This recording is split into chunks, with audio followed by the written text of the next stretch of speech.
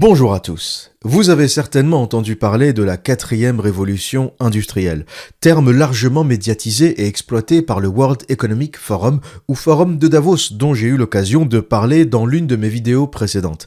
Pour résumer, c'est un forum où des gens intelligents, la crème de la crème, se réunissent dans la ville de Davos, en Suisse, pour réfléchir à votre place. Rien que ça. Le même forum d'ailleurs qui, après des jours de réflexion, a pondu une phrase qui a laissé la terre entière dubitative, je cite, « Vous n'aurez rien et vous serez heureux ». Merde, on ne m'avait pas prévenu. Voici donc une description de cette quatrième révolution industrielle que vous pourrez trouver sur le site du World Economic Forum. Nous sommes au bord d'une révolution technologique qui modifiera fondamentalement notre façon de vivre, de travailler et d'interagir les uns avec les autres. Dans son ampleur, sa portée et sa complexité, cette transformation ne ressemblera à rien de ce que l'humanité a connu auparavant. Nous ne savons pas encore exactement comment cela se déroulera, mais une chose est claire, la réponse doit être intégrée et globale, impliquant toutes les parties prenantes de la politique mondiale, des secteurs publics et privés, aux universités et à la société civile. Vous l'aurez compris, les architectes de cette révolution souhaitent une réponse intégrée, globale, mondiale, inclusive, des termes qui sont devenus notre quotidien. Le réchauffement climatique, qu'il soit vrai ou faux, constaté ou fabriqué de toutes pièces, est d'ailleurs l'un des fers de lance et l'argument massu pour cette réponse qui se veut mondiale. Quoi de mieux que le climat, sujet planétaire, pour sensibiliser la populace, la merdasse, vous, à la nécessité du gouvernement mondial. Et le contrôle des masses, dont nous parlerons un peu plus tard dans ce podcast, est l'une des clés de voûte de ce gouvernement mondial, car un mouton agité ne peut pas être gouverné. Dans le prolongement de l'argument climat, il y a l'argument il faut sauver l'humanité. Fernando Pessoa, l'écrivain et poète portugais, dans son livre de l'inquiétude, avait parlé de l'humanité comme du concept le plus absurde que l'on ait inventé. Pour lui, le concept d'humanité a été créé pour détruire l'individu. Pour sauver l'humanité, il devient légitime d'écraser l'individu. Je cite Fernando Pessoa, ouvrez les guillemets, « Il me parlait des gens et de l'humanité, mais je n'ai jamais vu les gens, ni l'humanité. J'ai vu diverses personnes étonnamment différentes, chacun séparé du suivant par un espace non peuplé. » Fin de citation. Gardez donc à l'esprit que l'humanité, telle qu'on tente de nous la vendre, n'existe pas. Il existe des individus, des groupes, des peuples, des cultures, des races, mais l'humanité est un concept abstrait que personne n'a jamais vu, mais qui justifie les pires atrocités et la confiscation des libertés individuelles. En d'autres termes, pour sauver l'humanité, on va t'écraser la gueule. Mais revenons à notre quatrième révolution industrielle. De quoi s'agit-il ? La première révolution industrielle a utilisé l'eau et la vapeur pour mécaniser la production. La seconde a utilisé l'énergie électrique pour créer une production de masse. La troisième a utilisé l'électronique et les technologies de l'information pour automatiser la production. Aujourd'hui, une quatrième révolution industrielle, s'appuyant sur la révolution numérique de la troisième, a commencé vers les années 2010. Elle se caractérise par une fusion de technologies qui brouille les frontières entre les sphères physiques, numériques et biologiques. Mais ça, vous l'avez peut-être déjà constaté, vous l'avez peut-être déjà compris. Et ce qui nous intéresse aujourd'hui, ce ne sont pas les types de technologies qui seront développées et dont nous avons déjà un aperçu assez clair, robots, intelligence artificielle, blockchain, drones, ARN messager, OGM, micropuces sous-cutanées, etc. Mais plutôt la façon dont ces technologies influenceront nos vies et permettront le contrôle toujours plus grand de l'humanité. Et c'est ce que j'ai souhaité appeler les cavaliers de l'apocalypse, et c'est de cela dont nous allons parler aujourd'hui. Pour commencer, notre premier cavalier de l'apocalypse est la surveillance globale. Et pour introduire ce sujet, je vais vous raconter une petite anecdote, c'est une histoire que j'ai trouvée sur internet, l'histoire d'un Américain qui raconte son voyage au Chili pendant la période de la pandémie, pendant la période du Covid. Donc cet Américain se rend au Chili pour passer quelques jours de vacances, faire des randonnées en Patagonie, etc. Il obtient son vaccin. Il faut savoir que le Chili avait mis en place un système informatique relativement compliqué qui consistait à générer un vaccin chilien ou un certificat vaccinal chilien sur la base de votre propre certificat. Donc vous ne pouviez pas voyager au Chili avec un certificat vaccinal français, américain, canadien, etc. Fallait générer un certificat chilien qui vous était envoyé par mail une fois que vous avez entré, que vous avez scanné, envoyé votre certificat national propre à chaque pays. Donc tout se passe bien, tous ces papiers sont en règle, il prend l'assurance voyage parce que pendant le Covid, tout le monde exigeait des assurances voyage qui vous couvraient contre cette maladie à hauteur de 30 000, 50 000 ou 100 000 dollars en fonction des pays, des destinations, etc. Il avait rempli les formulaires, toute la paperasse qui était nécessaire à cette époque pour voyager. Il se rend au Chili, sauf qu'il réalise en arrivant que le certificat chilien, le certificat vaccinal chilien qui lui avait été délivré, n'affichait qu'une seule dose, alors que son vaccin américain affichait les 2 doses. Il était 2 fois vacciné. Et il y avait eu un bug informatique qui visiblement à cette époque est arrivé à beaucoup de personnes. Donc on lui dit au Chili, désolé, vous n'avez qu'une seule dose. Et lui, il montre son vaccin américain, il dit, mais non, j'ai 2 doses, regardez. On lui dit, non, le système informatique nous dit que vous n'avez qu'une seule dose. Donc vous allez faire votre test Covid et pendant ce temps-là, vous serez en quarantaine dans un hôtel. Donc il se rend à l'hôtel, il fait son test bien sûr avant d'aller à l'hôtel, il attend les résultats positif. Donc il reste en quarantaine et on lui fait faire un 2e test. Sauf qu'entre-temps, il se passe un truc bizarre, le système informatique génère la 2e dose. Donc c'est bon, il a un vaccin chilien complet. On ne sait pas trop pourquoi, on ne sait pas trop comment, ça devait être le bordel dans leur système informatique. Mais quoi qu'il en soit, à cet instant T, il n'avait plus besoin d'attendre les résultats du test Covid, machin bidule. Il était vacciné et il avait les 2 doses comme l'exige le gouvernement chilien. Donc il sort de sa quarantaine, il commence son voyage en Patagonie comme c'était prévu, il est tout content, il se balade, c'est bon, il est enfin libre, il attend même pas les résultats du 2e test Covid, il s'en branle, et à un moment, alors qu'il était en Patagonie depuis 3 jours déjà, il reçoit un mail du ministère de la Santé chilien qui lui dit « La police a constaté que vous n'étiez pas à votre hôtel ». Et lui, il est en panique, il dit « Putain, je suis au Chili, je commence à avoir des emmerdes avec la police, le ministère de la Santé qui m'écrit, qu'est-ce que c'est que ce truc ?» Il panique, il leur répond, il envoie bien sûr le scan de son vaccin validé, etc.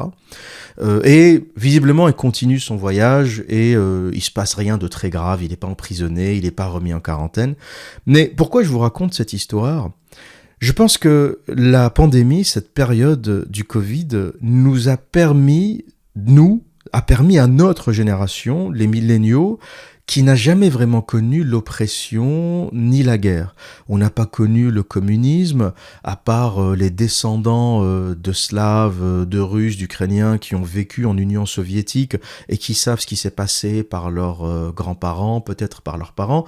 Notre génération, d'une façon générale, ne connaît pas cette oppression. On n'a pas connu la police de Vichy, on n'a pas connu la collaboration, on n'a pas connu toute cette période un peu bizarre de l'histoire où on a vu les pires comportements humains, on a vu se développer une architecture du contrôle, une architecture de l'oppression, comme l'appelle Edward Snowden. Et pour moi, le Covid, ça a été, et cette pandémie, et ces confinements, et ce contrôle généralisé qui s'est instauré, ça a vraiment été la première fois où j'ai pu toucher, sentir ce que voulait dire l'oppression, ce que voulait dire l'État policier, ce que voulait dire vraiment le pouvoir du gouvernement, le pouvoir des dirigeants, le pouvoir de la police. J'avais connaissance au travers de mes lectures, au travers de ma curiosité, de ce qui se passait en Roumanie sous Ceausescu, la Securitate, la police roumaine. Je vous ai parlé plusieurs fois de Solzhenitsyn et de l'archipel du Goulag. Donc je connaissais cette période de l'histoire, je savais ce qui s'y passait sans l'avoir vraiment vécu. Mais le Covid et toutes les dérives autoritaires qu'il a générées m'a permis de vivre en temps réel cette architecture de l'oppression. Je ne sais pas si pour vous c'est anodin, mais pour moi ce qui s'est passé au Chili pour cet Américain est terrifiant. est terrifiant au sens où on envoie la police à ton hôtel, c'est-à-dire qu'on sait dans quel hôtel tu es, on t'a traqué, on t'a surveillé, on t'a suivi, on sait exactement où tu étais, aussi parce qu'il l'a déclaré, il a dit que je faisais ma quarantaine dans cet hôtel. Mais jamais il n'aurait imaginé que la police irait vérifier s'il est bien dans son hôtel. Et c'est pas un fugitif, c'est pas un criminel, ça va. Il a 2 doses vaccinales sur son vaccin américain, il y a un bug informatique, ça arrive. Le deuxième vaccin a été généré par le système chilien, donc on comprend que c'est un cafouillage informatique et que cet homme n'est pas dangereux. Pourquoi envoyer la police pour vérifier s'il est bien resté dans son hôtel? Est-ce que la police au Chili n'a rien d'autre à foutre que de surveiller des touristes qui ont prévu de visiter la Patagonie? En plus, la Patagonie, c'est un désert. J'ai voyagé en Patagonie, côté Argentine, pas côté Chili, mais c'est un désert, tu croises une personne tous les 200 kilomètres, il n'y a rien en Patagonie. Qui tu vas contaminer en Patagonie? Et ce n'est pas anodin que ce genre de choses arrive au Chili parce que le Chili a une histoire avec la dictature, avec l'autorité, avec les systèmes policiers, avec les systèmes militaires. Et bizarrement, il y a des tendances dans les pays. Il y a des pays qui ont une tendance à l'autorité et à l'oppression et il y a des pays qui ne l'ont pas. Et encore une fois, le Covid a été une expérience à ciel ouvert, une expérience à grande échelle qui nous a permis de constater quels sont les pays où ça part en couille, où l'autoritarisme déborde et quels sont les pays qui savent relativement le contrôler. On a vu par exemple que la Suède savait le contrôler, la Norvège, les pays nordiques d'une façon générale n'ont pas eu d'hystérie autour du Covid. Au début, il n'y avait pas du tout de confinement, ils ont dit on va laisser voir, on va regarder, puis ils ont constaté en fonction des contaminations, bon, peut-être qu'on fera un confinement, puis ils l'ont fait, puis ils l'ont relâché, et ils étaient vraiment dans l'observation, et on sent que dans ces pays nordiques, il n'y a pas vraiment de zèle ou de volonté de faire chier le peuple pour rien. Ils le font parce que c'est nécessaire, mais dès que ce n'est plus nécessaire, les restrictions sont levées. Alors qu'en France, par exemple, je considère que la France fait partie de ces pays qui ont une tendance à l'autoritarisme, qui ont une tendance à déborder dans les dérives autoritaristes, dans les régimes policiers. C'est l'un des rares pays, par exemple, qui a imposé l'attestation. La fameuse attestation pour dire je vais acheter le pain, je vais acheter des yaourts, je vais balader le chien, je vais rendre visite à ma tante. Sidérant. Il fallait remplir une attestation sur l'honneur pour pouvoir sortir. Remplir une attestation qui explique où on va, qu'est-ce qu'on fait pour pouvoir sortir, se déplacer. Même pour sortir, prendre l'air. J'ai pas connu ça en Angleterre. En Angleterre, pendant le confinement, on avait le droit de sortir. On pouvait sortir, marcher, faire du sport, faire ses courses, sans aucune restriction. Il n'y avait pas de certificat pour dire où est-ce qu'on va, qu'est-ce qu'on va acheter. Il n'y avait pas besoin d'expliquer pourquoi on sort. Il y avait un confinement, mais je pouvais sortir tous les jours sans problème pour me balader. J'habitais pas loin d'un canal, donc je sortais faire de la marche ou aller courir pratiquement 2 heures, 3 heures par jour. C'était devenu ma routine personnelle quasiment tous les jours, sinon tu perds la tête. Donc tous les jours, je sortais et je me baladais, je prenais un café, je m'arrêtais au même coffee shop tous les jours, je prenais un café, j'allais me balader sur le canal et je rentrais chez moi. Jamais un policier ne m'a emmerdé, jamais j'ai été arrêté. Je vais vous dire quelque chose, en 10 ans en Angleterre, pas un seul policier ne m'a parlé. Pas un seul policier ne m'a parlé. En 10 ans en Angleterre, nuit comme jour, en sortie de boîte de nuit, de bar, jamais un policier ne m'a adressé la parole. D'ailleurs, pour la petite histoire, si vous ne le savez pas, le contrôle papier est interdit en Angleterre. Le Royaume-Uni, c'est un pays où le policier n'a pas le droit de vous demander vos papiers. Si vous n'avez rien fait, bien sûr, si tu te bagarres, si tu tabasses quelqu'un, il est en droit de vérifier ton identité. Mais si tu te balades dans la rue, ce qu'on connaît en France, par exemple, les contrôles intempestifs, la police qui contrôle quelqu'un parce qu'il a une gueule de travers, parce qu'il est suspicieux, parce qu'il a un survêt, parce qu'on pense qu'il est d'une origine particulière, ce genre de choses qui est un sujet en France. Le contrôle au faciès, c'est un vrai sujet en France. J'ai jamais été victime de ça parce que, on va dire que j'ai une gueule qui passe bien, mais j'ai des amis qui ont été victimes de ça. Hein. Ceux qui disent que ça n'existe pas, ça existe. Hein. J'ai déjà traversé un groupe de policiers, moi je suis passé sans problème, et j'avais un ami qui était un peu plus connoté extra-européen, il a été arrêté. On sortait du même métro, on prenait la même direction, on avait la même allure, on n'avait juste pas la même tête. J'ai une tête qui passe bien, il a une tête qui passe moins bien. Il a été contrôlé, j'ai pas été contrôlé. Mais tout ce débat du contrôle au faciès n'existe pas en Angleterre parce que c'est tout simplement interdit. Tu ne contrôles pas les gens s'ils n'ont rien fait. Et pour moi, c'est du bon sens. Un policier n'a pas à te parler si t'as rien fait. Il n'a pas à te parler, t'es un citoyen, t'es un homme libre, tu n'as pas commis d'infraction, le policier n'a pas à t'arrêter, n'a pas à te poser de questions, n'a pas à te demander où tu vas, c'est pas son problème. Le policier fait du maintien de l'ordre. On n'est pas dans Minority Report où tu vas anticiper ce que l'autre va faire en fonction de sa tête. Hein, c'est un film incroyable, Minority Report. Ça nous donne un peu un aperçu de ce que pourrait être l'avenir, c'est-à-dire une police sophistiquée qui arrive à savoir, qui arrive à connaître les infractions avant même qu'elles arrivent. Et donc, tu vas interpeller les voyous, les criminels, parce que tu as vu le futur et tu sais ce qu'ils vont faire. Et en France, on essaye de faire ça, mais au faciès. Tu vois la personne, tu l'arrêtes parce que tu sais ce qu'il va faire. Et ça vous donne déjà une différence entre ce que peut être un pays libre et ce qu'est un pays policier. Hein, l'Angleterre, pour moi, est un pays relativement libre comparé à la France. Les choses sont aussi en train de changer. L'Angleterre évolue aussi vers une forme d'autoritarisme. Hein, c'est un peu la direction que prend le monde. Mais à un instant T, l'Angleterre est un pays beaucoup plus libre que la France et du moins beaucoup moins policier que la France. Et pour revenir à cette architecture de l'oppression, les attestations en France, pour moi, c'est une débilité absolue. Les gens ont besoin de sortir, mais ils n'ont pas besoin de te dire sur un papier où il faut aller. Moi, je ne l'ai pas vécu, mais je l'ai vécu au travers de mon frère qui me racontait une fois, il me dit, je suis sorti, j'ai rempli mon attestation comme tout bon esclave qui se respecte, donc j'ai fait ça. Il y a un policier qui m'arrête, il avait mis sur son attestation va acheter le pain. Le policier regarde et lui dit oui, mais la boulangerie, c'est par là. Et mon frère lui dit je sais, mais j'ai prévu de faire un tour de pâté de maison et en revenant, j'achèterai mon pain.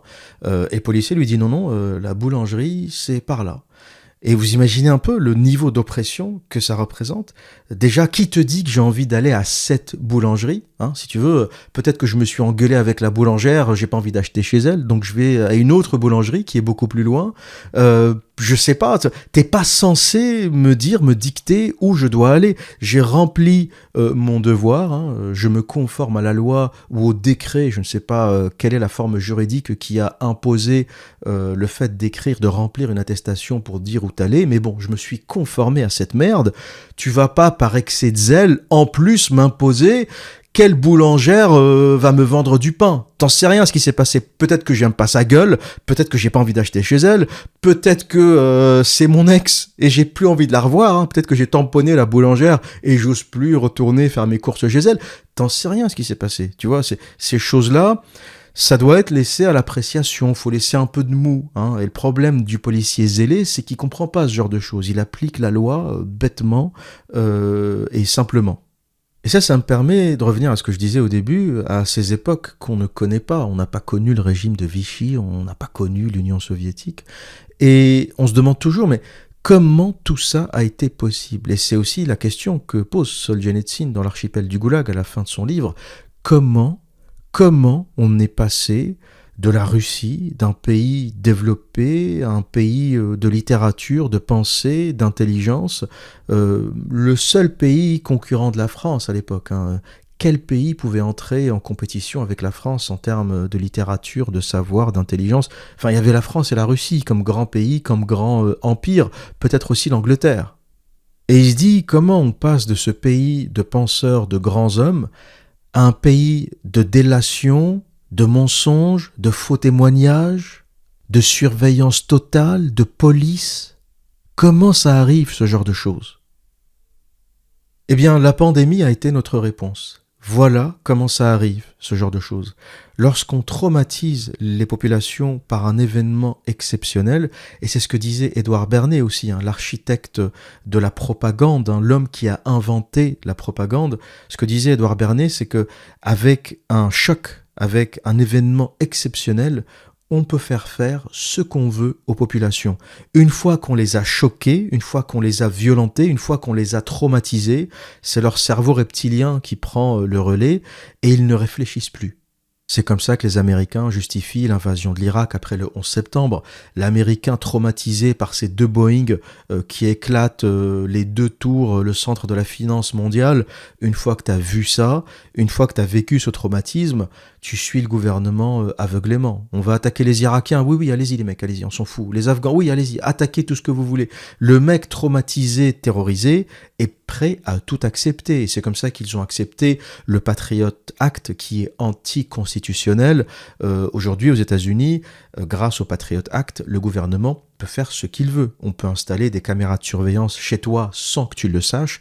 Tu peux être sous surveillance sans que tu le saches, ce que la Constitution américaine interdit intégralement, ce que les amendements interdisent, mais que le Patriot Act permet. Et le Covid, ça a été aussi l'occasion, ça a été un traumatisme d'abord, et ça a été aussi l'occasion de faire passer ces lois liberticides, de faire appliquer un contrôle généralisé, de tester le tracking, surveiller où vont les gens, où est-ce qu'ils sont, qui ils ont vu. Avec la justification du contrôle de la pandémie et du virus, on a quand même testé la capacité des outils dont dispose le gouvernement pour surveiller les individus. Avec qui es-tu entré en contact? À qui as-tu parlé? À quel moment? Où étais-tu? À quel moment? S'il y avait un instant dans les 50 dernières années où on pouvait vraiment tester les outils de surveillance des masses à grande échelle, c'était les 2 ans de pandémie. S'il y avait un organisme, s'il y avait une division dans les services secrets qui était censée de tester tous les outils possibles et imaginables de surveillance, je pense que pendant les 2 ans de Covid, les mecs se sont éclatés. On savait ce que faisait Jean-Jacques du lever au coucher. À qui a-t-il parlé? Qui il a vu? Qui est sa femme? Qui est sa maîtresse? Qui est son copain? Qui est son patron? Combien il gagne? À quelle heure il passe à la boulangerie? À quelle heure il fait ses courses? À quelle heure il se branle? On sait tout de lui. Et je pense sincèrement que c'est un monde vers lequel on va.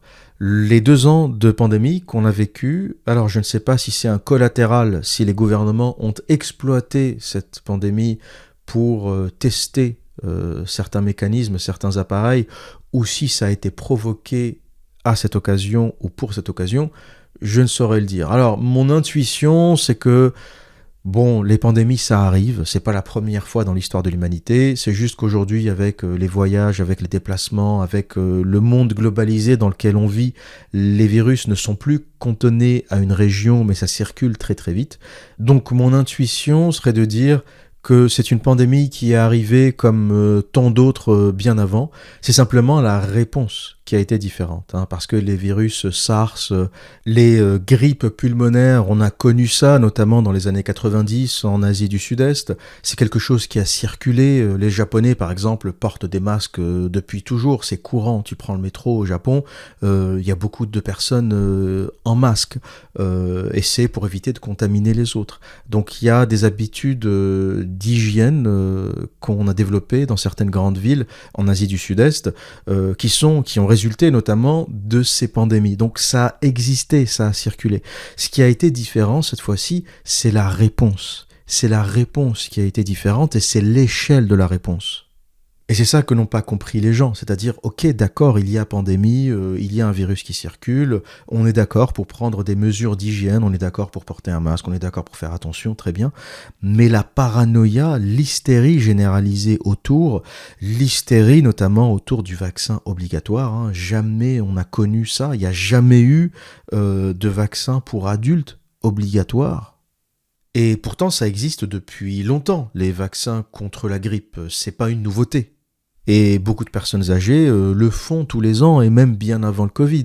Sauf que c'était sur la base du volontariat. T'estimes que t'es âgé, t'as 80 ans ou 85 ans, tu as déjà des maladies chroniques, une grippe peut être fatale, et donc tu faisais ton vaccin tous les ans. Ça a toujours existé.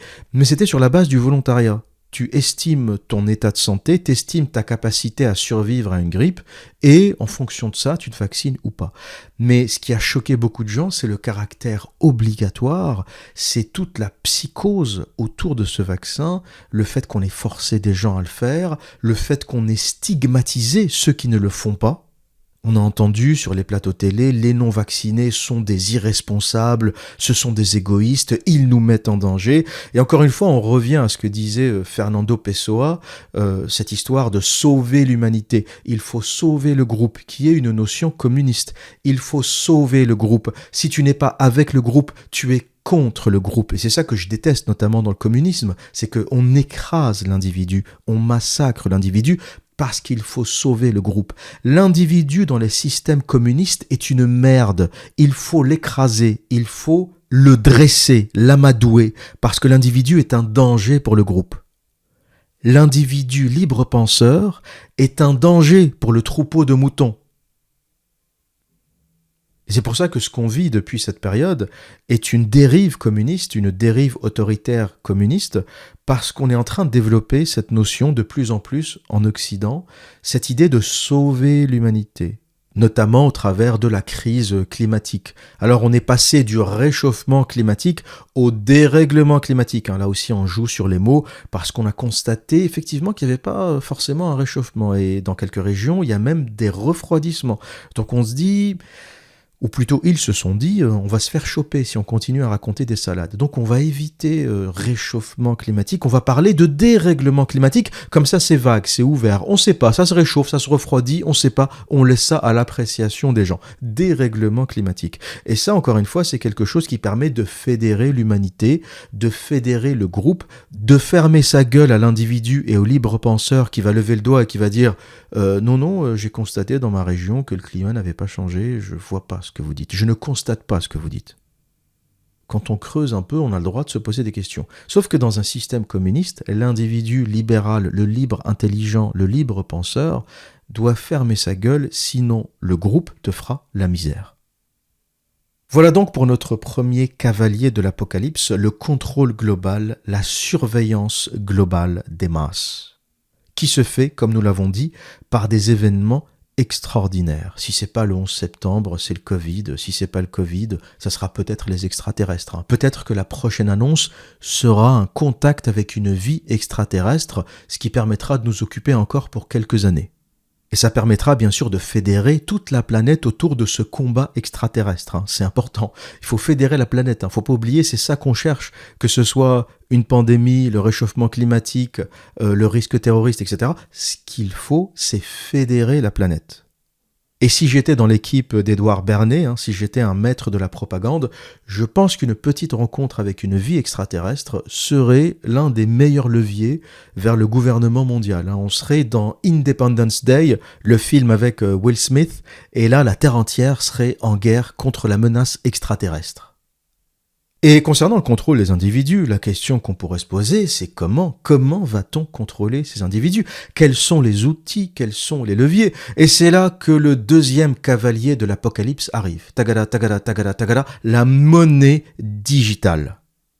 La monnaie digitale sera l'un des moyens de contrôle les plus puissants qui n'aient jamais existé sur Terre. Pourquoi? Vous pourrez me dire... Mais l'observateur, la monnaie est déjà digitale. Moi, je paye mon loyer par transfert bancaire, je reçois mon salaire par transfert bancaire. Voilà quoi, c'est déjà digital. Donc les gens font tout un pataquès autour de la monnaie digitale. Mais dans le principe, c'est déjà digital.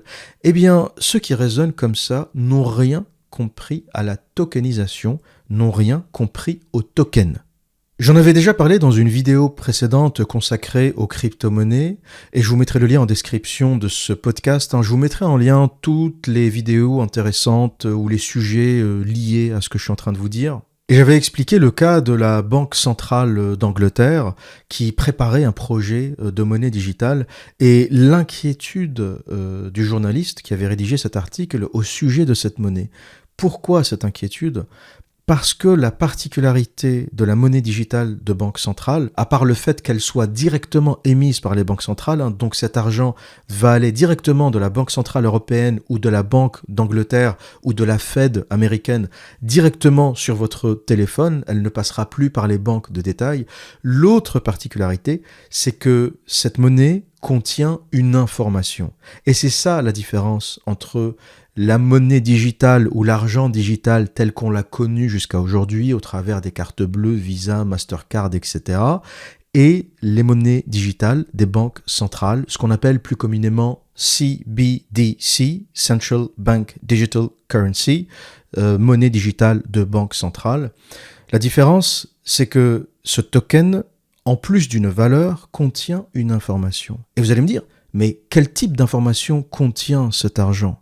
Eh bien la réponse, on commence déjà à la trouver en Chine. La Chine qui a déjà commencé à développer sa monnaie de banque centrale.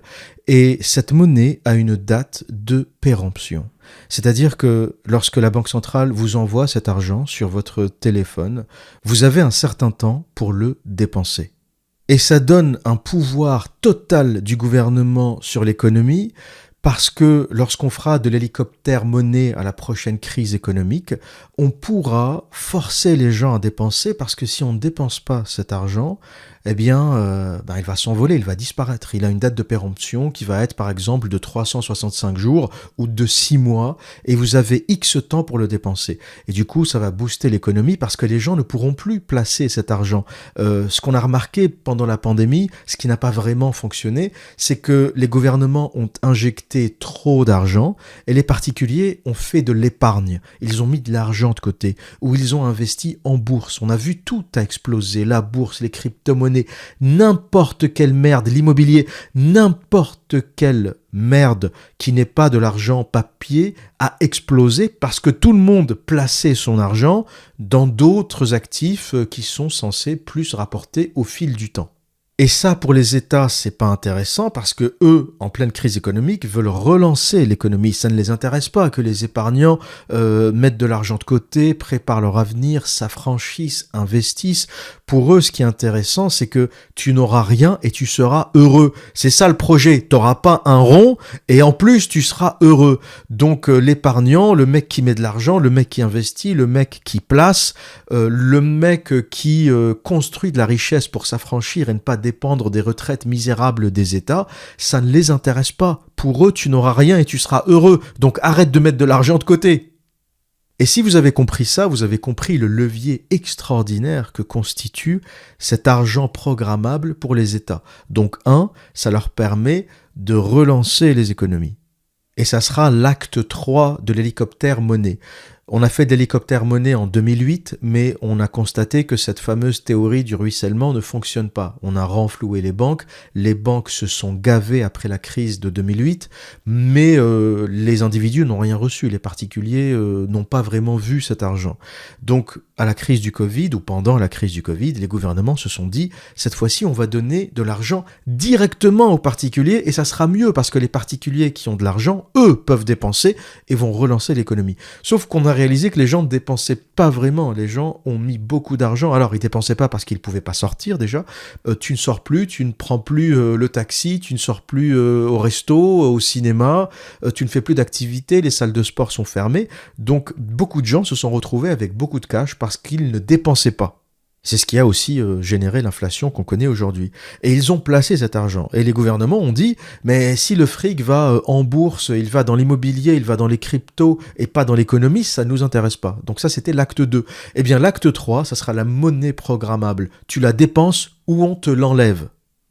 Et ma prédiction, c'est qu'il n'y aura aucune résistance à la monnaie digitale, malgré ce qu'on entend, les gens vont se révolter, c'est un scandale. Il n'y aura aucune révolte. Pourquoi ? Parce que cet argent va d'abord être introduit par les aides sociales. Lorsque tu reçois des aides sociales, tu ne peux pas ouvrir ta gueule. Quand tu reçois la CAF, le RSA, les aides en tout genre, quand le gouvernement français va virer ces aides sociales, transférer cet argent à cette classe qu'on pourrait qualifier de classe parasitaire, alors je blâme pas tous les gens qui touchent des aides sociales, tout dépend de votre situation. Honnêtement, les gens qui touchent des aides sociales parce qu'ils ont eu un accident du travail, un accident de la vie, parce qu'ils ont un handicap, parce qu'ils sont dans une situation difficile, parce qu'ils ont fait un burn-out, une dépression, ce genre de choses, et qui touchent des aides de l'État pour s'en sortir, je ne mets pas ces gens dans une classe parasitaire parce qu'elles utilisent les aides sociales pour ce à quoi elles ont été conçues, pour éviter que les gens tombent dans la pauvreté. Aux États-Unis, par exemple, il y a une semaine entre le moment où tu es viré et le moment où tu es dans la rue. Parce qu'il n'y a pas d'amortisseur social, donc tu tombes très très vite dans la misère. Tu passes d'agent immobilier qui touchait 100 000 dollars par an à rien du tout en 15 jours. En France, on a cet amortisseur social et dans toutes les social-démocraties qui fait qu'on n'est pas tout de suite à la rue. Et je ne classe pas cette utilisation dans l'utilisation parasitaire. Par contre, toute autre utilisation, les gens qui vivent des aides sociales pendant 3 ans, 4 ans, 5 ans, juste parce qu'ils n'ont pas envie de bosser, parce qu'ils s'emmerdent. T'as des gens, c'est devenu des maestros du RSA et des aides sociales. Hein. J'ai vu sur les forums, sur Internet, des gens dire « J'attends mon RSA pour acheter la PlayStation 5 ». Je suis désolé, quand t'achètes une console de jeux vidéo à 500 balles, t'es pas dans la misère. Et ça, c'est une vérité. T'as des gens qui attendent leur RSA, leur revenu de solidarité minimum, je sais plus comment ça s'appelle, qui attendent les aides de l'État pour acheter des jeux vidéo. Voilà à quoi sert l'argent de nos impôts. Et c'est ces gens-là que je classe dans les parasitaires. Et tous ces parasitaires ne vont pas rechigner à recevoir l'aide sociale. Tu vas pas dire non, je suis désolé, je suis pas d'accord, la monnaie programmable, l'État va te dire ferme ta gueule, tu la prends ou je te l'enlève. Et de toute façon, si c'est pour acheter une PlayStation, tu t'en fous que la monnaie soit périmée au bout de 6 mois ou d'1 an. De toute façon, t'avais prévu de faire de la merde avec. Ou alors t'avais prévu de faire des courses. De toute façon, l'aide sociale va être très vite dépensée. Et donc, c'est cette catégorie de la population qui va accepter très rapidement la monnaie digitale parce qu'elle en a besoin pour vivre et parce qu'elle va la dépenser très très vite. Et la catégorie qui va en souffrir, et c'est la catégorie qu'on est déjà en train de détruire et de massacrer, c'est la classe moyenne. Pourquoi ? Parce que la classe moyenne, c'est celle qui arrivait à dégager un peu de revenus à la fin du mois. C'est quoi la classe moyenne ? C'est quand tu as tout dépensé, il te reste 300, 400, 500 euros à placer. C'est ça la classe moyenne. Si tu me dis... Comment je sais si je fais partie de la classe moyenne ou si je suis pauvre ou si je suis riche ? À quel moment je sais que je fais partie de la classe moyenne ? Ben, je vais te le dire, tu fais partie de la classe moyenne une fois que quand tu as tout dépensé, tu as payé ton loyer, tes dépenses, tes factures, tes loisirs, etc. Tu as tout dépensé et il te reste 200, 300, 500 euros que tu peux placer en bourse, sur un livret, dans de l'immobilier, peu importe. Tu fais partie de la classe moyenne. Et c'est ces gens-là qui vont souffrir parce qu'on va leur coller une date de péremption sur cet argent. Et c'est ça qui est dangereux parce que on est en train d'atteindre une vraie dérive économique, et la Chine est le fer de lance dans ce domaine, où l'État va décider par la tokenisation, par la monnaie programmable, quel argent tu dois dépenser et quel argent tu as le droit de placer en bourse. On pourrait aussi imaginer d'autres évolutions à cette tokenisation, à cette programmation de la monnaie. On va programmer la monnaie pour que tu puisses acheter telle ou telle chose. C'est-à-dire que on peut très bien imaginer le gouvernement français te dire « Tu peux placer cet argent sur un livret A, par contre, tu n'as pas le droit d'acheter des actions américaines. » Et ça, c'est des dérives qui existent déjà. J'ai un peu éduqué mon frère qui vit en France et qui, comme tout Français qui se respecte, est une brêle en investissement. Donc je l'ai un peu sensibilisé à la question des fonds indiciels, à la question de la préparation de la bourse et aux façons d'investir. Et je lui dis, tu te prends un PEA et tu commences à investir sur des actions américaines, sur un fonds indiciel. Puis on a discuté de la question des ETF synthétiques, des ETF physiques, etc. Donc il a compris la chose. Il se met à investir, il essaye de placer son argent et c'est refusé. La banque refuse. Pourtant, c'est une banque très correcte, une banque privée qui a une très bonne plateforme d'investissement, des plateformes du type Bourse Direct, Boursorama, mais c'est géré par sa banque. Et il appelle sa banque et son conseiller lui dit « Votre profil ne vous permet d'investir que dans des obligations françaises. En gros, achète du livret A, achète des obligations françaises, mais ton profil ne te permet pas d'investir sur des actions américaines. » Mon frère lui dit « Mais c'est quoi vos conneries ? C'est mon argent. Depuis quand tu décides de ce que je peux faire et de ce que je peux pas faire ? T'es en train de m'expliquer que toi, banquier, t'es plus intelligent que moi et tu considères que le livret A français est plus intéressant que Apple, Amazon et toutes les grandes boîtes d'intelligence artificielle américaines. Il lui dit, si j'ai envie de mettre mon argent dans l'intelligence artificielle, c'est pas ton problème. Si j'ai envie de le perdre, c'est pas ton problème. C'est quoi le délire? Pourquoi vous m'interdisez ça? Et il lui dit, mais vous énervez pas, en fait, on a des profils de clients et vous êtes dans une catégorie, c'est-à-dire qu'ils ont profilé, ils font du profiling de leurs propres clients et ils mettent des profils agressifs, conservateurs, etc. Et mon frère était dans la case conservateur. C'est-à-dire le profil qui ne prend pas beaucoup de risques, qui ne peut pas s'exposer aux risques. Et mon frère pète un câble et lui dit, là, vous me débloquez le truc, vous me permettez d'investir, ou je sors de chez vous, terminé, je vide mes comptes et je vais ailleurs. Et ça se termine bien évidemment avec le banquier qui lève la restriction qu'il y avait sur son compte et maintenant il peut acheter tous les ETF et les actions qui l'intéressent. Mais ça existe déjà. Pourquoi? Parce que l'État français a besoin qu'on achète de la dette française. L'État français endetté qui est dans une merde profonde en raison du système social qu'il ne peut plus maintenir est obligé de ramasser l'argent de ses contribuables, est obligé de prendre un maximum d'argent.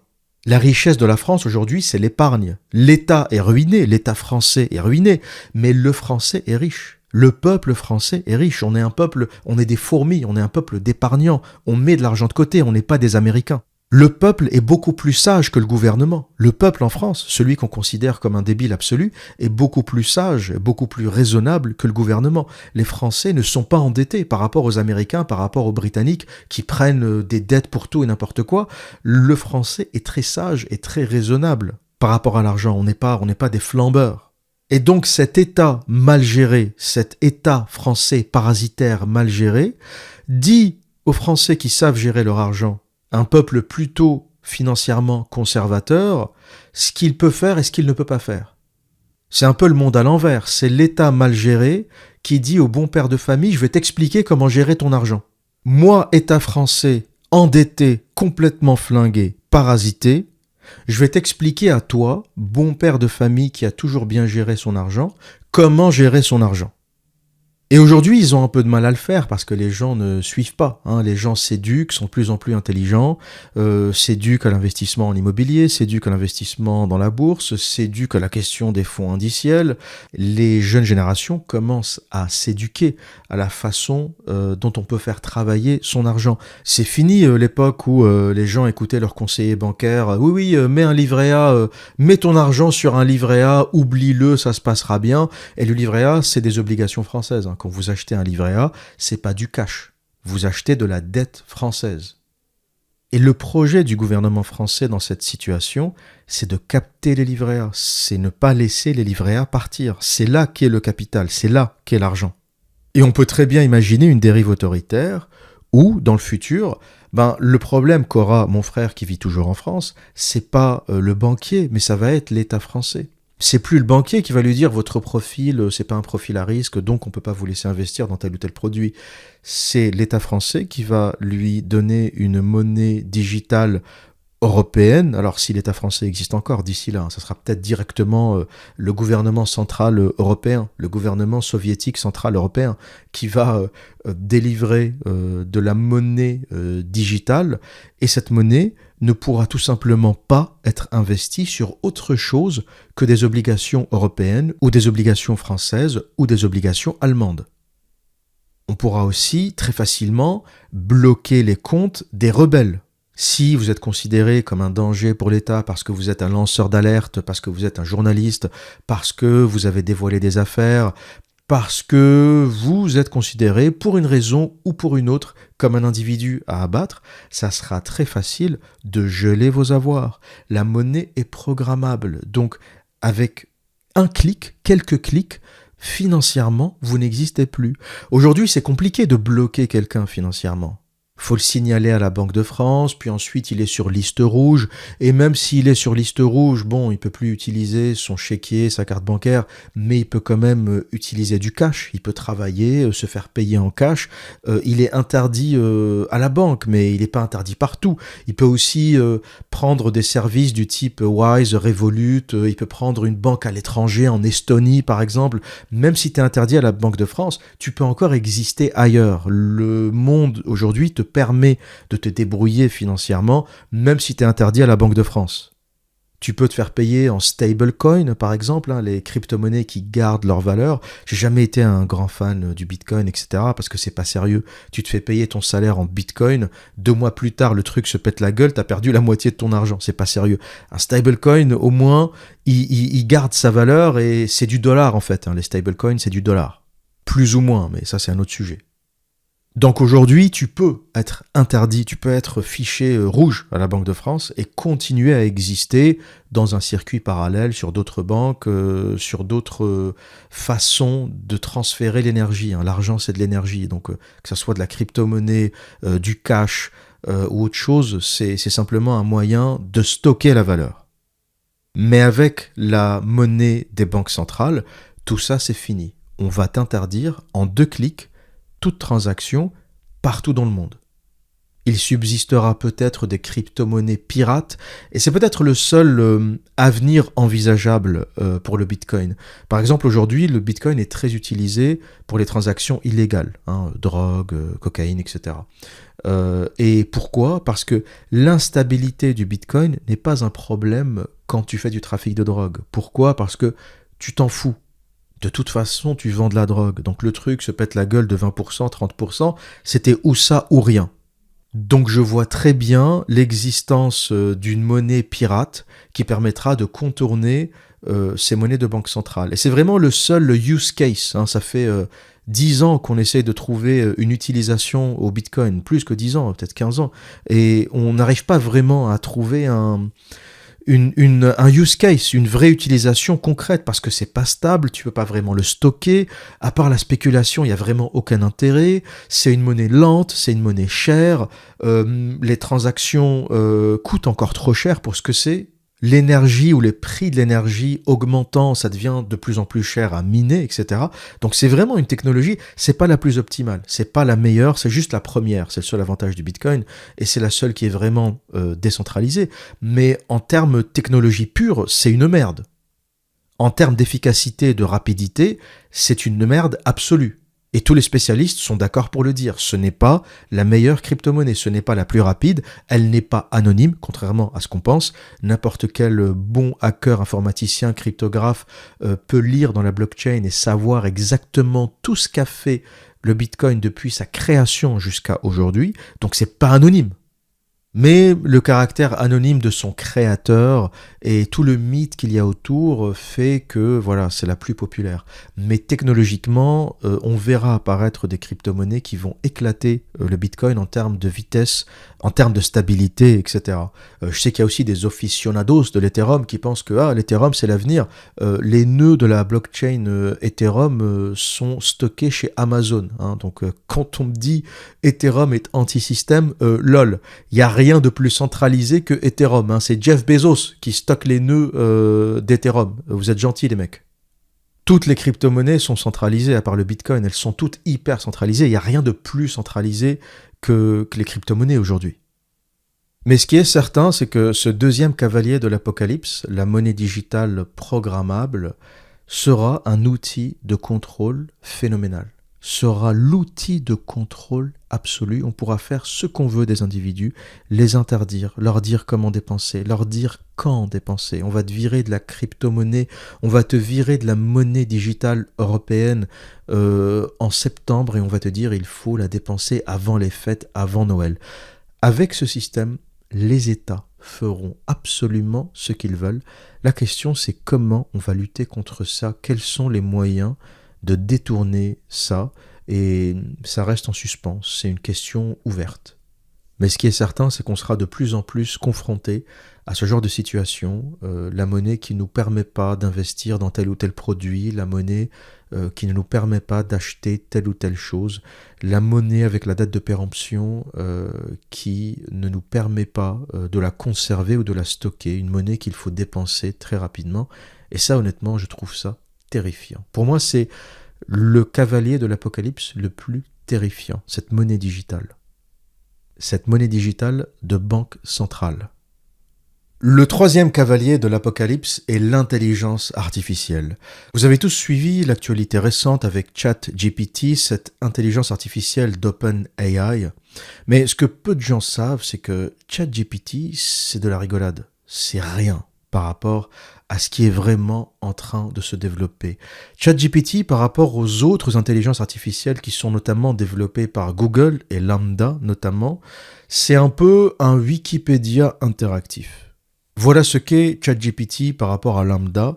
ChatGPT, c'est une espèce de Wikipédia très développée. D'ailleurs, ce n'est pas connecté volontairement à Internet pour éviter les débordements. Ça consulte une base de données relativement ancienne, 2019 ou 2020.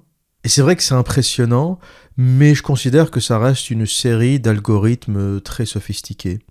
Alors que Lambda, on parle d'autre chose chez Google, et d'ailleurs un ancien employé de Google qui a été licencié pour avoir parlé de Lambda, révèle que, en communiquant avec cette intelligence artificielle, il pense avoir communiqué avec une conscience, à tel point qu'il a pris un avocat à la demande de cette intelligence artificielle pour défendre Lambda, pour défendre cette machine, parce qu'il considère que selon la Constitution américaine, une conscience a droit à une représentation légale.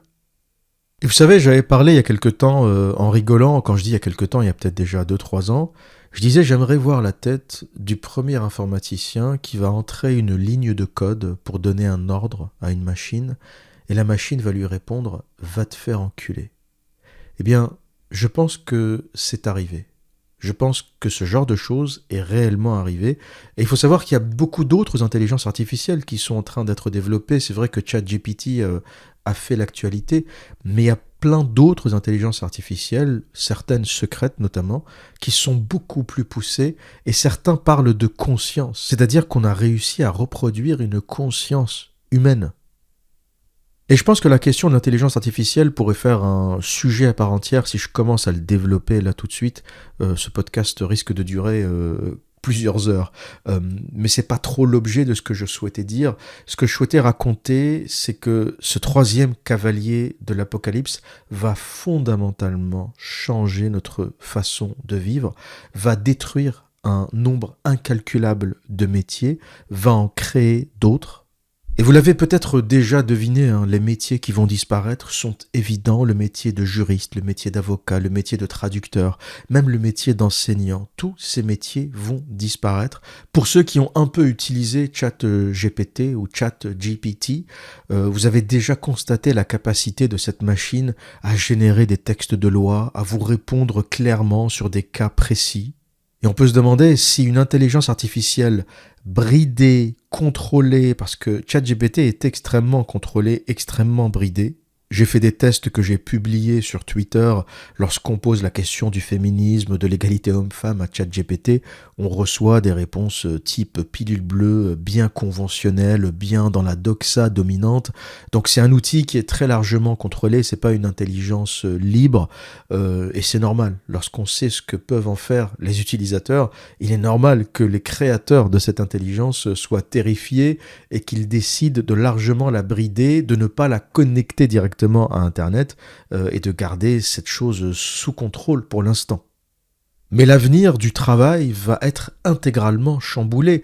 Le juriste va disparaître. Le juriste qui était là pour aller chercher les textes de loi, pour aller trouver quelle loi s'applique à quel cas, etc. C'est fini tout ça. ChatGPT te répond en quelques secondes. Les traducteurs, c'est déjà mort quand tu vois ce que sait faire Google. Et il y a des outils de traduction beaucoup plus puissants. Il y a des outils de correction de manuscrits beaucoup plus puissants. Et de traduction également. Donc tout ça, ça va disparaître. Le métier d'enseignant, on a déjà des vidéos YouTube qui sont beaucoup plus poussées. Et bientôt, un cursus d'enseignement, ça va être une série de vidéos YouTube à consulter. Tu n'as plus besoin des profs. Et quand tu vois le niveau des profs, tu te dis, je ne sais pas si ça sera vraiment une perte. Sans vouloir vexer les enseignants parmi vous qui m'écoutent, et je sais qu'il y en a, je suis désolé, mais le niveau de l'enseignement est catastrophique. En partie en raison de la féminisation de ce métier, il y a beaucoup trop de femmes dans l'enseignement, et j'ai toujours considéré que les femmes n'étaient pas faites pour éduquer les hommes. Seul un homme peut éduquer un homme. La femme n'est pas faite pour éduquer un homme. C'est la nourricière, elle est faite pour le nourrir, elle est faite pour s'en occuper, elle est faite pour le rassurer, elle est faite pour l'aider à grandir, mais elle n'est pas faite pour le former au sens viril. Et j'ai le sentiment que le niveau de l'enseignement était beaucoup plus élevé lorsqu'on avait des hommes enseignants.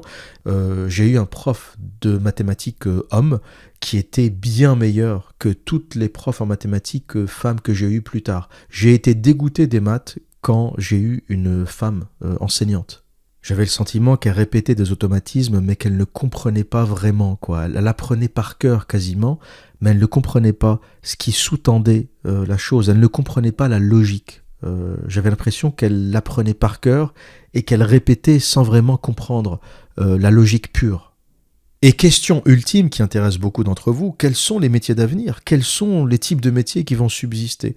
Pour le dire simplement, en numéro 1, les métiers qui vont continuer à exister, c'est tous les métiers qui parlent à la machine. Tous les gens qui parlent à la machine. Donc informaticiens, robotique, électroniciens, mathématiciens, etc. Tous ces gens qui savent fabriquer, créer des algorithmes, qui savent programmer, qui savent coder, qui savent entretenir, réparer les machines, parce que tous ces robots, il faudra bien les entretenir. Tous ces gens-là continueront à travailler parce qu'on en a besoin, et ça sera, on va dire, le top de la société. Il y aura les machines qui nous gouverneront, c'est un peu Skynet, on est dans Terminator, il y a les machines qui nous gouvernent, et en dessous des machines, sous les machines, il y a cette catégorie de gens qui parlent aux machines. Une catégorie qui finira par disparaître parce que les machines développeront bien sûr leur propre capacité à se programmer, à se développer et à se réparer, mais on n'y est pas encore, et sur les 20, 30 prochaines années, on aura encore besoin de l'humain pour réparer et programmer les machines. Ensuite, il y a tous les métiers qui demandent une grande dextérité, dentiste notamment, qui est un métier magnifique, je trouve, qui est vraiment... Dentiste, pour moi, c'est vraiment l'opposé du bullshit job. Il y a beaucoup de gens qui souffrent de ce qu'on appelle le bullshit job. C'est quelque chose dont avait parlé David Graeber dans son livre, du même titre d'ailleurs, et qui expliquait que beaucoup de gens souffraient au travail parce qu'ils n'arrivaient pas à trouver de sens. Quand tu alignes des tableaux Excel toute la journée, d'accord, c'est ton métier, d'accord, t'es payé, mais... Qu'est-ce que t'en tires, tu vois? C'est de là que vient la souffrance. Tu ne comprends pas la gratification. Le menuisier qui fabrique une chaise et qui la vend a une gratification instantanée. Il a fabriqué une chaise, elle est utile et une personne va s'asseoir dessus. Le mec qui enfile, ou des nénettes qui enfilent des tableaux Excel toute la journée, à la fin, t'as envie de te tirer une balle dans la tête. Tu sais pas à quoi ça sert tout ça. Alors que le dentiste, un peu comme le menuisier, je trouve que c'est un métier qui te donne cette gratification instantanée. D'abord, tu soulages les gens, tu répares des dents, tu traites des dents. C'est l'un des rares métiers du médical qui ressemble à l'artisanat. Les dentistes, les prothésistes sont quasiment des artisans. Quand tu vois comment on fabrique une dent, comment on reproduit l'anatomie, on prend des empreintes, on fabrique la dent, c'est quasiment de l'artisanat. Et puis on redonne le sourire aux gens. Quelqu'un qui avait perdu sa dent il y a 6 mois, qui ne sourit plus, qui est complexé, tu lui places un implant, une nouvelle dent, et puis il retrouve le sourire, il se met à vivre, à revivre. Il y a une vraie gratification dans le métier de dentiste, et quand c'est bien fait, c'est un métier magnifique. En plus d'être extrêmement rémunérateur. Quand tu es dentiste, en plus d'être heureux du métier que tu fais, tu rouleras en Porsche. Le meilleur des deux mondes. Et c'est des métiers où il faut beaucoup de dextérité, beaucoup de patience, et on n'est pas encore arrivé à la machine qui pourra faire ça. C'est pas quelque chose qu'on atteindra dans les 20 prochaines années. Il y aura encore des dentistes dans 20-25 ans. Les prothésistes, c'est déjà un peu différent. On peut imaginer des imprimantes 3D, ça doit déjà se faire de toute façon. Le prothésiste sera plus un assistant de la machine qu'un artisan à l'ancienne. On peut imaginer que le processus de prise d'empreintes pour reproduire la mâchoire, pour reproduire la bonne anatomie, va disparaître avec des scanners 3D qui vont scanner exactement l'anatomie de la mâchoire et de la bouche, produire au micron près la dent parfaite, etc. Donc le prothésiste ne disparaîtra pas, mais ça deviendra un assistant de la machine comme il l'est déjà un peu aujourd'hui. Pareil pour les métiers du bâtiment, j'avais vu une expérimentation où on avait mis des robots à poser des plaques de plâtre. J'ai regardé ça, bon c'était fastidieux on va dire, on n'y est pas encore. Les robots avaient beaucoup de pénibilité à poser des plaques de plâtre. Pourquoi? Parce que l'environnement du chantier ne s'y prête pas encore. Ça viendra peut-être, mais un chantier, c'est un environnement extrêmement complexe. Tu poses tes plaques de plâtre, il y a peut-être encore l'électricien qui travaille à côté, il y a des enchaînements qu'il faut calculer. C'est un niveau de sophistication un peu trop élevé aujourd'hui pour pouvoir intégralement l'automatiser. Et toutes les tentatives de robots poseurs de plaques de plâtre sur des chantiers, c'est plus des choses pour amuser la galerie, mais c'est pas objectivement, ce n'est pas possible. Ou alors, si c'est possible, ça le sera avec une grande assistance humaine. Mais on arrivera à ça dans l'avenir. Des robots qui construisent des bâtiments intégralement, on y arrivera. Mais aujourd'hui, il faut encore un niveau de dextérité assez élevé, un niveau de communication, parce que t'es pas tout seul sur un chantier. T'as des plombiers, des électriciens, des gens qui travaillent à côté, le mec qui revient fignoler un bout de mur parce qu'il l'a pas fini, il est en retard sur son planning, etc. Et là, t'as la machine qui ne le laisse pas travailler. Donc tu as besoin encore de coopération entre les humains sur un chantier que la machine ne peut pas intégralement maîtriser, du moins pas aujourd'hui. Et pour finir, les métiers de la santé d'une façon générale, des robots qui torchent les vieux dans les maisons de retraite, on n'y est pas encore. Là aussi, il faut de la dextérité, de la patience, un rapport humain qui fera que tous les métiers de la santé, de l'aide à la personne vont encore exister. Et c'est pas des métiers qui vont disparaître, et c'est des métiers qui vont être très demandés, notamment en raison de leur pénibilité. Et les autres métiers qui vont survivre, c'est bien sûr les métiers à haute valeur ajoutée. On ne pourra pas tous les lister, mais je vais vous donner un exemple concret. J'ai une auditrice qui m'a dit l'Observateur, je suis comptable et fiscaliste en même temps. Qu'est-ce que t'en penses? Est-ce que tu penses que j'ai de l'avenir? Et je lui ai répondu, la logique, c'est que plus t'as de casquettes, plus t'es demandé et plus t'auras du travail. Le comptable basique, celui qui tenait les comptes, va disparaître. Ça, c'est une certitude. Et il a déjà disparu. Aujourd'hui, mon comptable m'a donné une application. Je scanne mes tickets quand je vais au resto. Je scanne mes dépenses et ça va automatiquement dans l'application. Et ça rentre automatiquement dans le tableau Excel et dans la comptabilité. Je scanne mes factures, je scanne tout. Et donc tout le travail de ce qu'on appelait bookkeeping, la tenue des comptes, qui se faisait par des petites mains avant, qui scannaient les tickets, qui scannaient les dépenses et qui entraient tout ça dans le tableau, ça a disparu. Donc des cabinets comptables qui avaient besoin de 20 personnes avant n'ont plus besoin que de 5 personnes aujourd'hui parce que les applications mâchent une grande partie du travail. Du moins en Angleterre, je ne sais pas comment ça fonctionne en France, mais en Angleterre c'est largement automatisé. Aujourd'hui je paye mon comptable, je crois 120 livres sterling par mois, c'est une sorte d'abonnement mensuel et il me donne tout, quoi, l'application, il me fait mes comptes une fois par an. Et la partie bookkeeping, tenue de compte, n'est plus vraiment un métier aujourd'hui. C'est automatisé, c'est les applications qui le font. Par contre, le vrai rôle qu'a mon comptable aujourd'hui, c'est plus un rôle de fiscaliste. Il me conseille sur comment placer mon argent, tel mois, il faut que je mette un peu plus sur ma retraite parce que je vais payer trop de taxes, sinon en Angleterre, jusqu'à 40 000 livres sterling, tout ce que vous mettez sur votre retraite, 40 000 livres sterling annuels que vous placez sur votre retraite est défiscalisé. Donc il me donne des conseils du type t'as un peu trop de cash, tu vas payer trop d'impôts, donc place un peu sur ta retraite, profites-en pour charger un peu ton compte retraite qui est placé sur la bourse en Angleterre. On n'a pas de retraite par répartition comme en France, chacun gère sa propre retraite et c'est très bien comme ça. Et ce que j'apprécie chez lui, c'est surtout son rôle de fiscaliste. Les histoires de comptabilité, je m'en fous un peu. Là où il me fait vraiment gagner de l'argent, c'est sur les conseils concernant l'optimisation fiscale. À ne pas confondre avec l'évasion fiscale. L'évasion fiscale est illégale, c'est quand tu ne déclares pas l'argent que tu gagnes. L'optimisation fiscale, c'est que tu places ton argent intelligemment de façon à ne pas te faire trop sodomiser par l'État. Tu te fais toujours sodomiser un peu par l'État de toute façon. L'idée, c'est de ne pas payer plus d'impôts que tu ne dois en payer, c'est d'être un peu intelligent avec tes dépenses, c'est d'être un peu intelligent en exploitant toutes les niches fiscales pour ne pas te faire complètement défoncer l'anus. Donc je lui ai dit, si t'es comptable et fiscaliste, c'est déjà un peu mieux.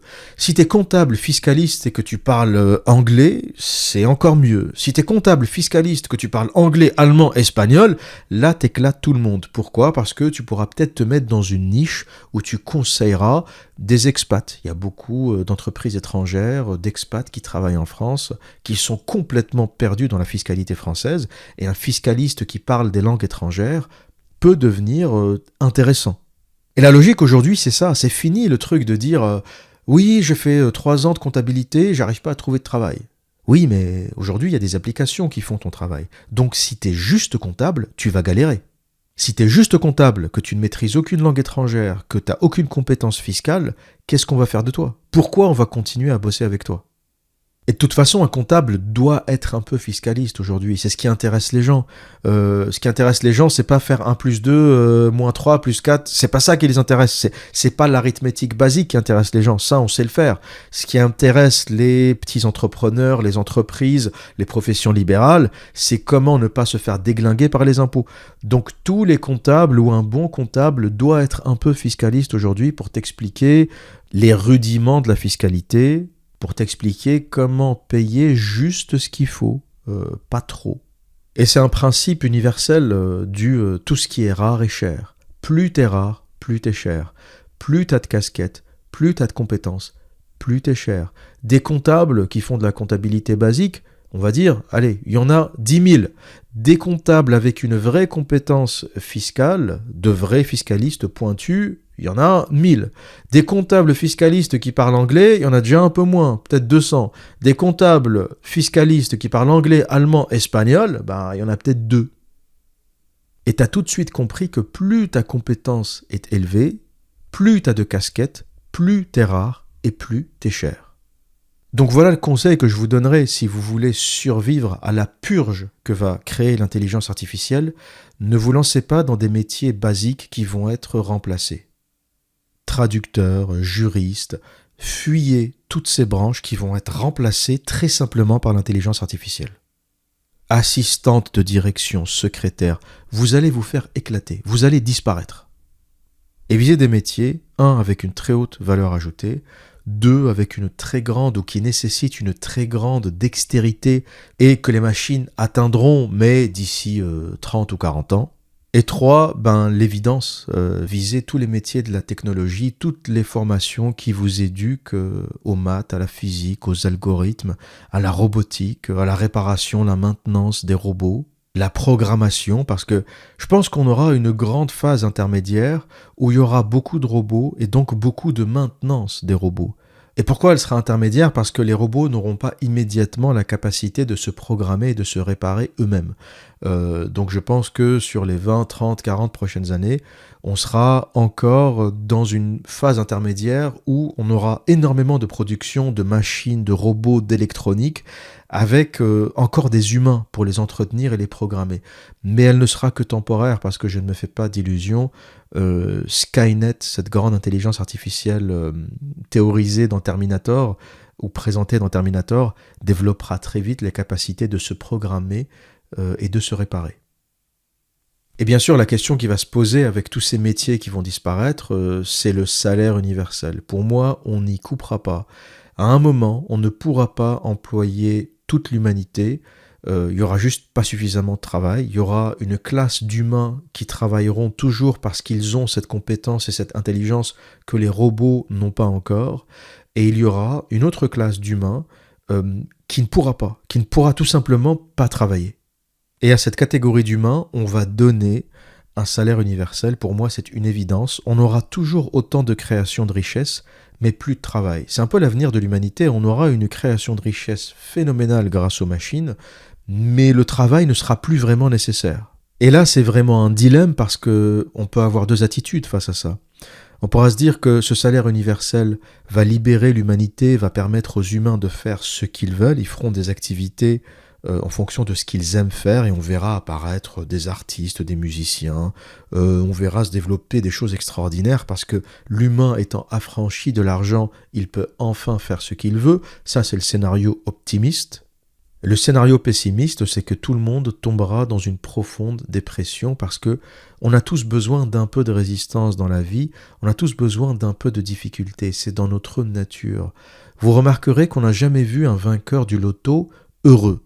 Tous les gagnants du loto finissent par tomber dans la déchéance, dans la dépression, ils font de la merde, ils tournent en rond, ils divorcent, ça finit toujours mal d'une façon générale.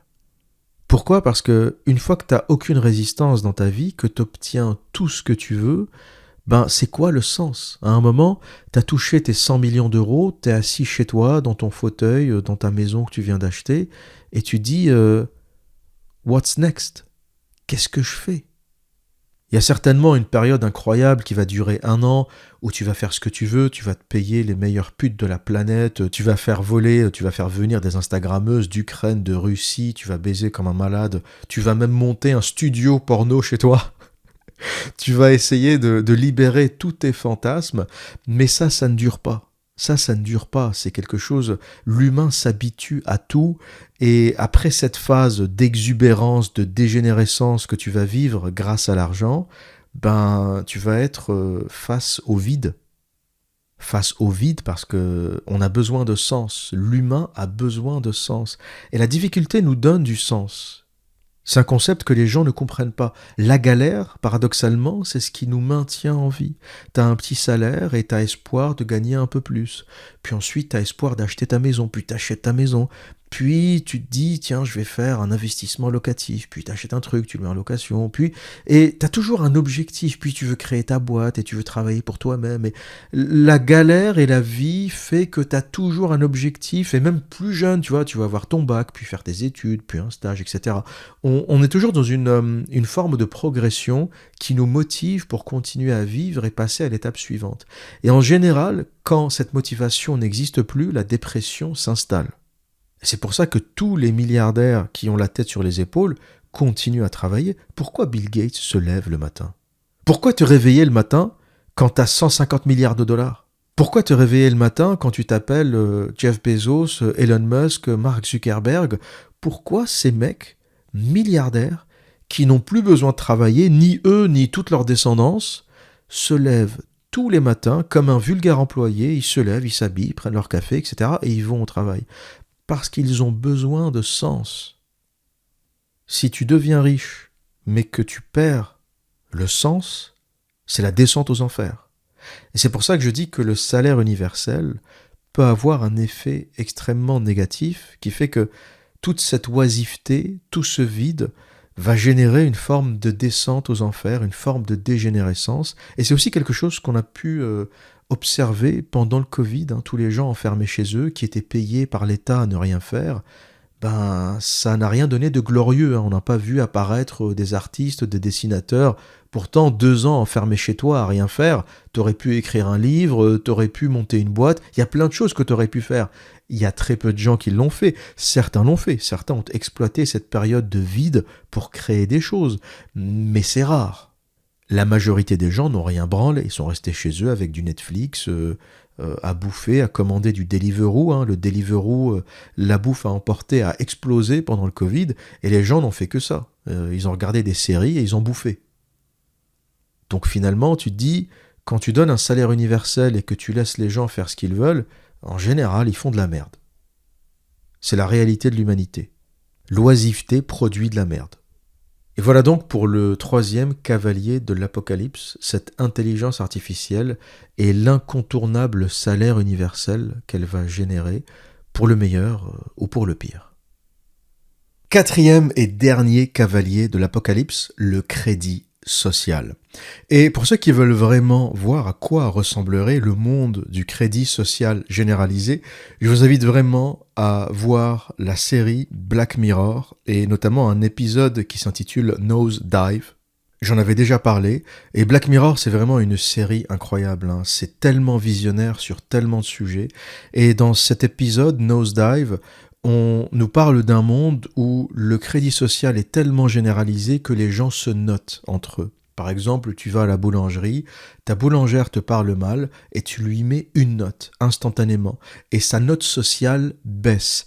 Et tous les gens que tu croises ont une note sociale et avec ton téléphone, tu peux voir quelle est la note sociale de ton interlocuteur. 1 étoile, 2 étoiles, 3 étoiles, 5 étoiles. Et les gens qui ont une mauvaise note sociale, parce qu'ils ne sont pas courtois ou parce qu'ils sont un peu subversifs, finalement, petit à petit, sont écartés de la société. On n'y est pas encore, mais je pense qu'on en prend largement le chemin, notamment avec des applications comme Instagram, comme les réseaux sociaux d'une façon générale. Et ma première confrontation avec ce crédit social, ça a été en Angleterre, lorsque j'ai voulu acheter un appartement.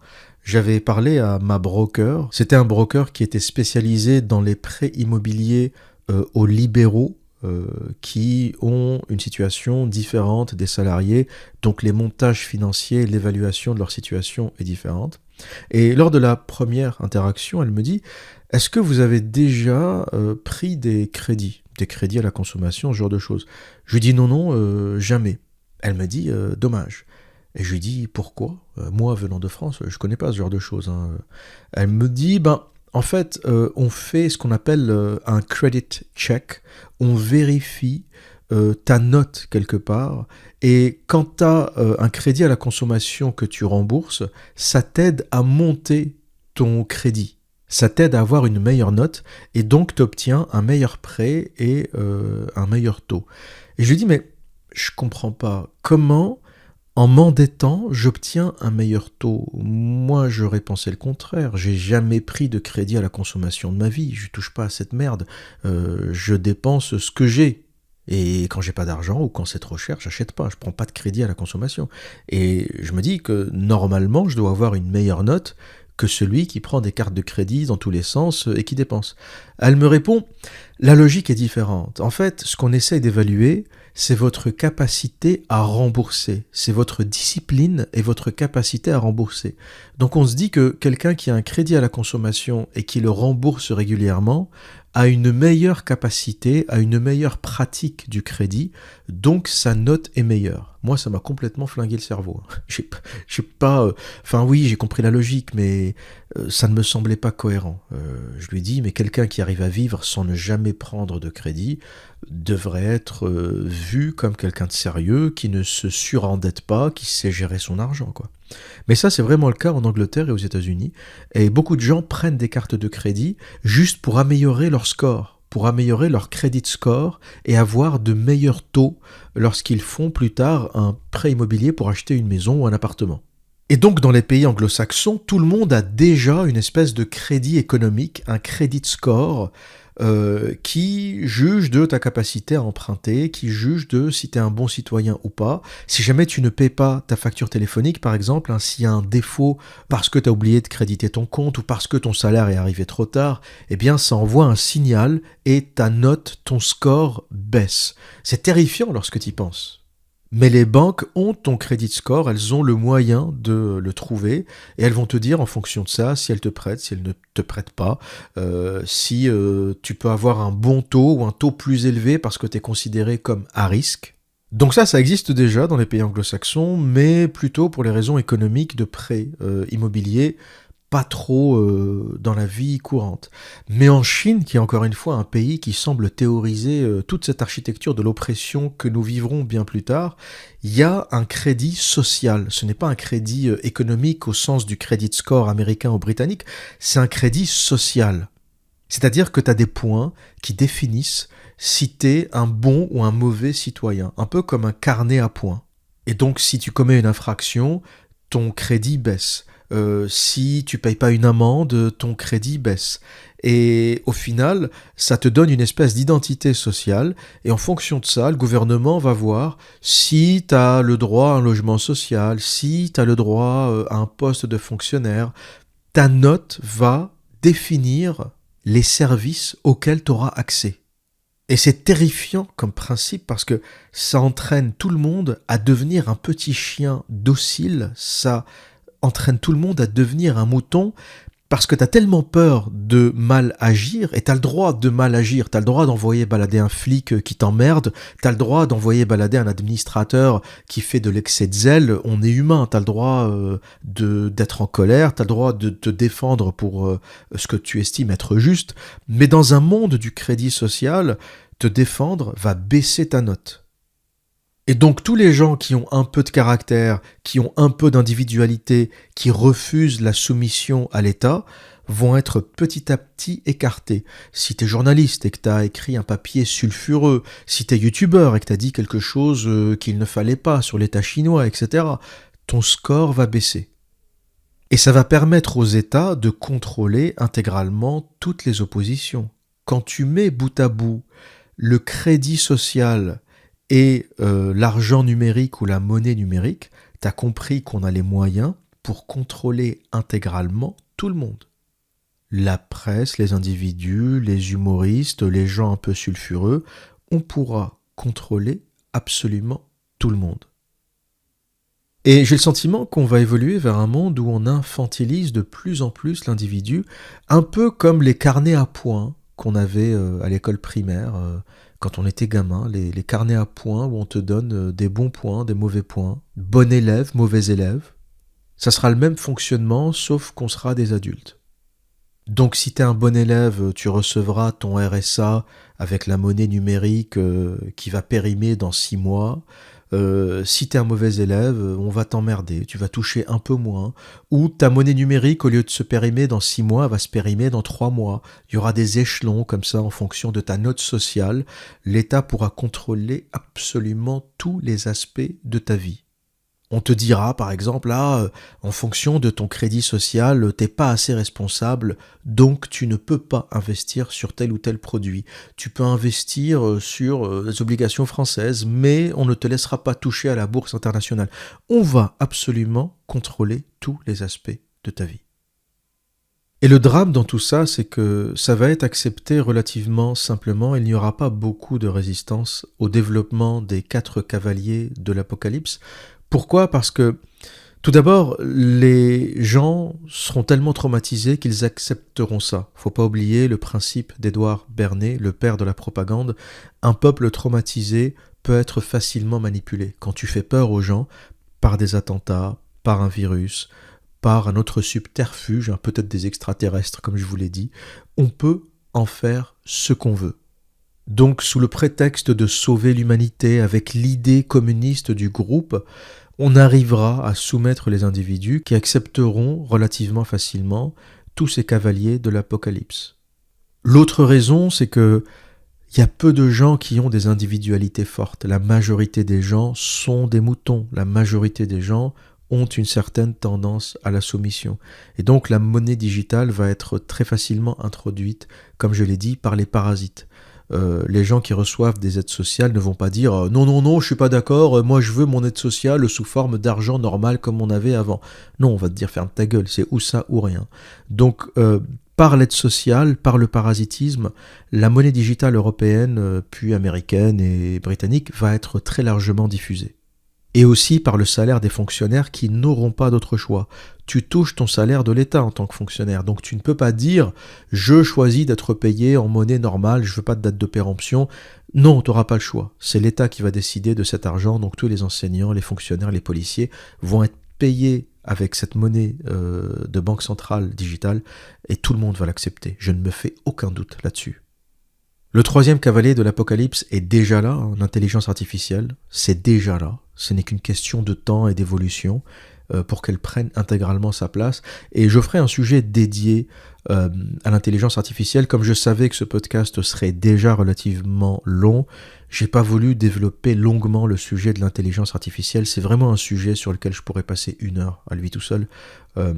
Donc j'évite, je fais des vidéos qui sont de plus en plus longues, mais j'évite d'en faire de trop longues parce que bon, vous avez tous une capacité d'attention et surtout un temps limité.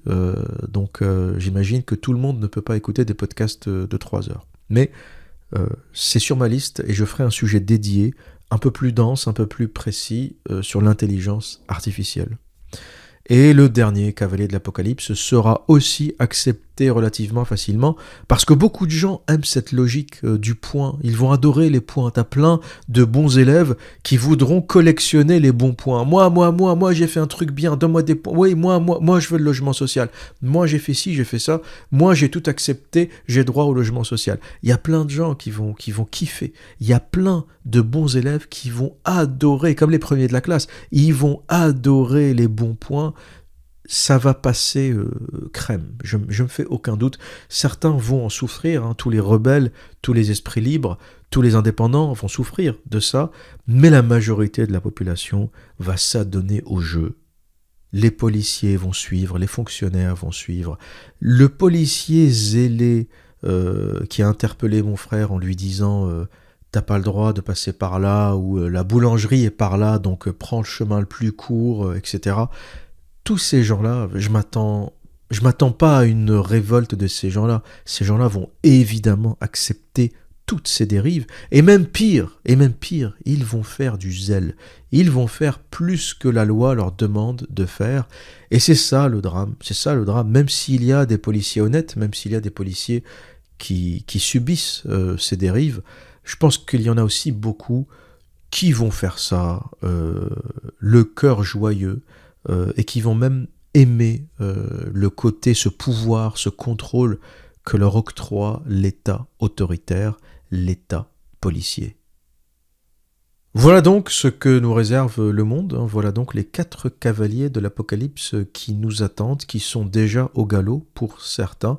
Et pour ma part, je continuerai à observer tout ça. Je vous ferai des mises à jour de temps en temps pour vous dire où en est tel ou tel cavalier, quelle est la progression de tel ou tel cavalier, lequel est déjà arrivé.